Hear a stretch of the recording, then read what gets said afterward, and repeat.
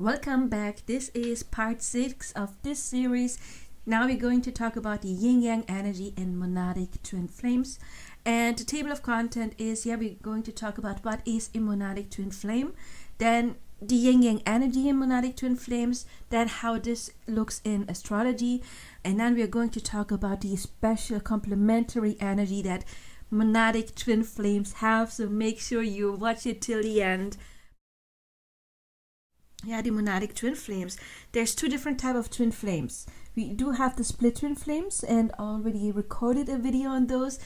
This is the common type, and then we do have the very rare type of the Monadic Twin Flames. Split twin flames meet for the awakening journey, and they do mirror each other's shadows. And often we do have the typical dynamic of one person is running and the other one is chasing due to their in that phase unhealed trauma that is getting triggered by the other person in order to heal and ascend. If someone has a Monadic Twin Flame, they can only meet once the feminine has stepped into her divine energy and she is already awakened and on the ascension journey. So if you are still going through a lot of dark nights of the soul and the pain and longing for that person and crying at night all the time, then you're not dealing with a Monadic Twin Flame. Okay, that is very important to know. Monadic Twin Flames, they meet to ascend even higher than they already have achieved by themselves and for a specific purpose, and that can be different for any different set of twin flames, and they do come to change society. This is why they often have those major differences like the age gaps. However, just because there is an age gap, it does not automatically mean that it is a Monadic Twin Flame, but they usually come down here in order to create change in the world, in society. Even if they don't get together right away, then the separation, it will not be nearly as painful as the split twin separation was, because the divine feminine, she already has healed, and she no longer has the fear of loss and abandonment. Instead, she will just focus on her own ascension, and then they can get to union. The connection is very peaceful, even though there might be still a lot to learn. They do teach each other, and they help clear the last traces of old shadows. But the biggest chunk of it will already have been gone if you are a Monadic Twin Flame and you decided to meet in this lifetime. Often the divine feminine will have had at least one catalyst experience, and the last one before she meets the Monadic Twin Flame would have been connected to the split twin flame template experience. So she will have gone through this kind of journey where she has to dig deep in her shadows, the dark night of the soul, and all of that. When they meet, there's an instant soul recognition for both. And often they dream of their twin flame, or they have some kind of a premonition before their first meeting. And the first meeting usually is very unusual and divinely guided, so they don't meet under normal circumstances usually. So we're going to talk about this again. When we do have humans, this is the splitting of the soul. There was one soul once, it was called God, Spirit, however you want to call it, Source, and this entity, it split and split and split and split, and eventually we do have this is called a monad, or you can also call it a soul family. And a split twin flame cords, but a Monadic Twin Flame, they share the energy centers. You saw the other video, probably a split twin would have been the last split of the soul, and this would be like the higher selves, and then the circles, they represent our physical body. And you see the part of the higher self is split, however on a higher realm they are still connected. There wouldn't be that much split. This is like the energy bodies that are connected. They do share the same chakra system, and only like the lowest frequency, the body is what is different, because it is one soul incarnated in two bodies. Here we do have one soul that was once and then it split into two separate souls that still have a special connection. This is one soul, two different bodies. The divine masculine is the golden and the divine feminine is the silver. And the split twin flames, they usually have the blue and the orange color representing them. And there is a feeling of belonging, but not of possessiveness. You feel that they are part of you, even in separation. There is a longing for the other one, but the deep inner knowing of connection predominates by far. You don't have the pain. True twin flames know that they are not separated, ever. Therefore, there is no pain. Maybe only in very rare bad days. Those happen, yes, because we are all human after all. And sometimes we all have an ego and we do have bad days.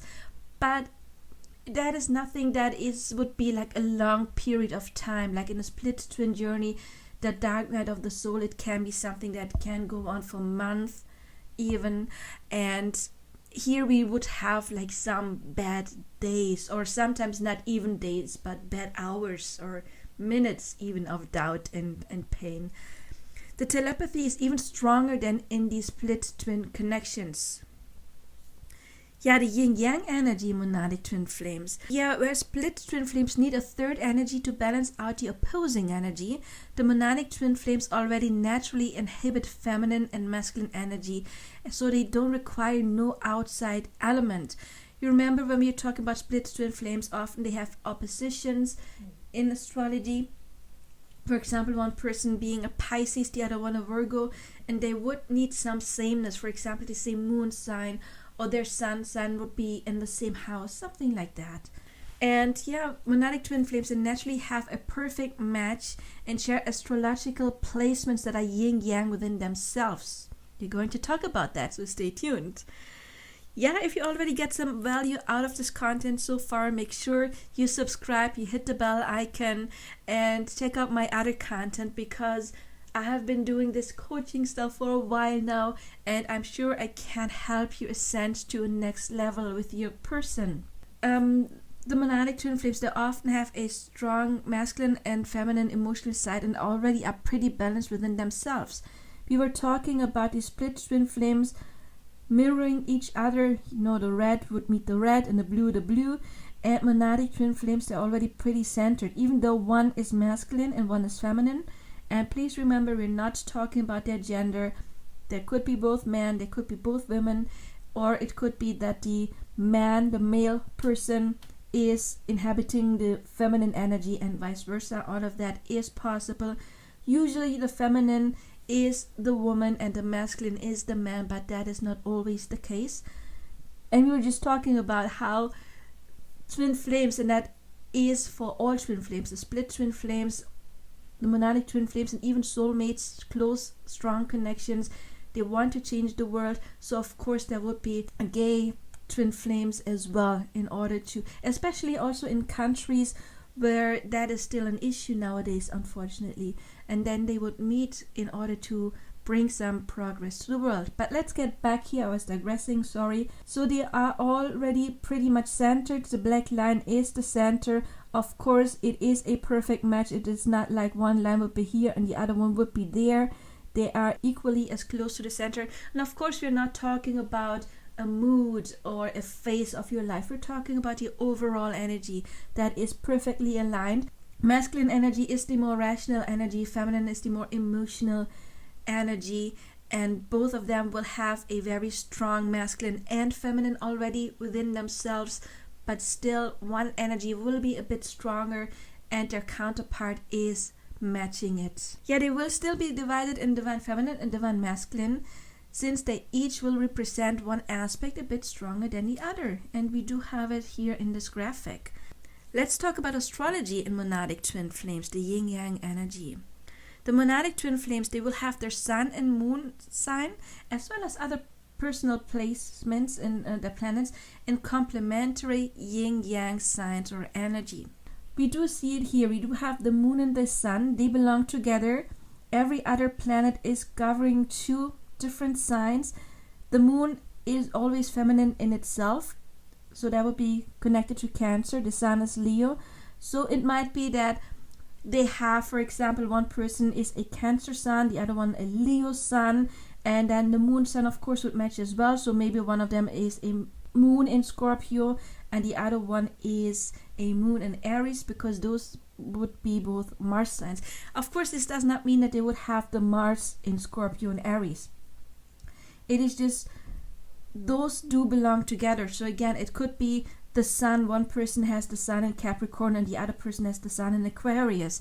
Then one person would have their Venus, for example, in Pisces, and the other person would have Venus in Sagittarius, and then they would both have it in a Jupiter sign. They both would have it maybe in a Mercury sign. One person is a Virgo sun and the other one is a Gemini sun, or a Virgo moon and a Gemini moon. You know, something like this is going on with the energies. Their sun signs could be a Jupiter sign, Pisces, Sagittarius. This is Yin-Yang energy of Jupiter, and yeah, those are the couples. For this reason, they won't need a third energy. If one twin flame, for example, has the sun in Libra, this is the masculine aspect. We do see it here. So both Venus signs. Libra is the masculine, the yang aspect of Venus, and Taurus is the feminine, yin aspect of Venus. The other twin has it in Taurus, and they automatically have their sun in complementary yin-yang signs, since both signs are ruled by Venus. Okay, it could be any sign. For example, one person has the sun in Scorpio and the other one in in Scorpio and the other one in Aries, and they both have the sun in a Mars energy. So both are loaded with Martian energy. This means they already share sameness, in this case the Venus energy, but yet the opposing side of this specific energy. One is the feminine and one is the masculine aspect of this specific planet. That makes them a perfect match. They understand each other due to the sameness of the matching energy, and yet they are different enough to trigger a further in development and to complement each other. And don't get triggered by the words trigger, because a trigger doesn't have to be something bad. You know, you can also trigger the other person to laugh or to smile or something like that. A trigger is just something that starts some kind of reaction or emotion in the other person. Yeah, let's talk about Aries and Scorpios that are matches. Both signs are ruled by Mars. Aries is the first house, we do have it here, and it's the masculine aspect of Mars. And Scorpio, the 8th house over here, is the feminine. I know it does say Pluto over here, but please remember, before Pluto was discovered, Mars is the traditional ruler of Scorpio. Mars is still ruling Scorpio, and Scorpio is co-ruled by Pluto. So both signs profit from the passionate nature of Mars, but Aries is more extroverted and outgoing, and Scorpio is introverted and secretive. So again, it doesn't have to be your sun signs. It could be your moon signs that are matching. It could be your Venus signs. But Monadic Twin Flames will have several placements in the Yin-Yang energy. The next couple would be Taurus and Libra. We do have Taurus over here and Libra over here. Both signs are ruled by Venus. Taurus is the 2nd house, is the feminine energy of Venus and Libra. The 7th house portrays the masculine aspect of Venus. And please remember, the odd houses 1, 3, 5, 7 and so on are always masculine, and the even houses are always feminine houses. So Taurus is a sign that is very receptive, and Libra is very focused on the other person. It's the 7th house, it's a you house, it's what can I give you? And that is extroversion. Once we are focused on outer circumstances, outer people outside of us, it's extroverted energy. And if you're focused on ourselves, it is introverted energy. It has nothing to do with being outgoing or not. But both signs still profit from the harmonious energy of Venus, even if they're yin-yang, masculine and feminine aspect of Venus. Yeah, the Mercury signs, Gemini and Virgo, both signs are ruled by Mercury, and Gemini is the 3rd house. Then we do have Mercury here. Virgo is the 6th house, the feminine aspect, and both signs are very intelligent and they like to learn. Gemini in Tarot is represented as the Lovers, is very extroverted, because again, the Lovers, it's union, it's togetherness, it is focused on the other person, and Gemini energy loves to interact with others.